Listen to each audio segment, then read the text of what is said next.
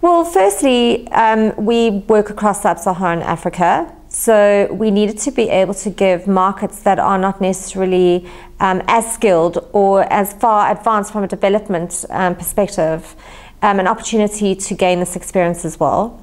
So the natural thought was to run it on digital radio, to widen the audience and to really fast-track those environments.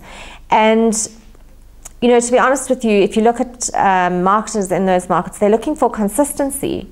You know, so that means you have to fill the gap between a South Africa and a Ghana in terms of skills and output. And it's the basic things that clients really expect to be done really, really well, and that often aren't.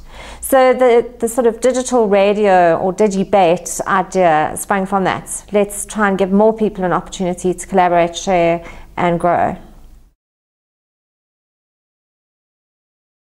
We tried sort of an independent and felt that, you know, we'd have more sort of traction working with a specific media partner across the board that already had a sufficient database.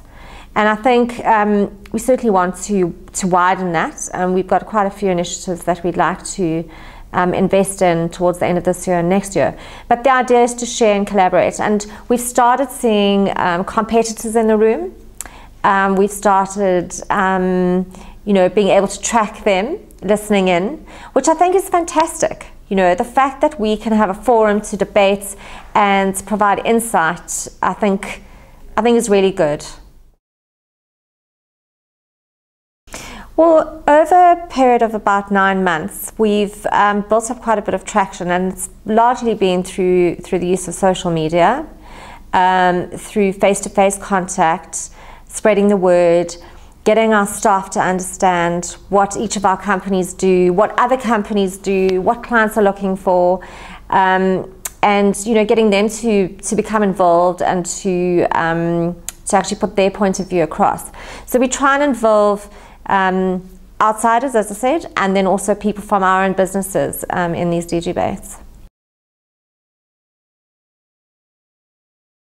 Let's be honest, I mean, in Africa, radio and listenership figures are not that trackable either.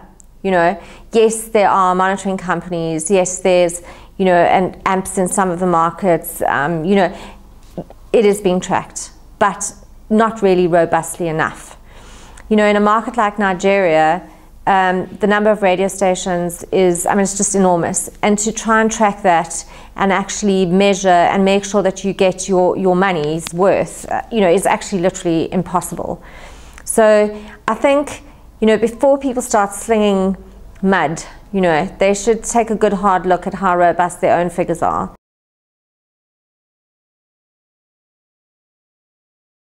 One of the interesting things that I found, having traveled so much over the last 2 years and being sort of instrumental in upskilling people and really getting media independence established on the continent, is that actually from a technology perspective and from a digital perspective, they're ahead of us.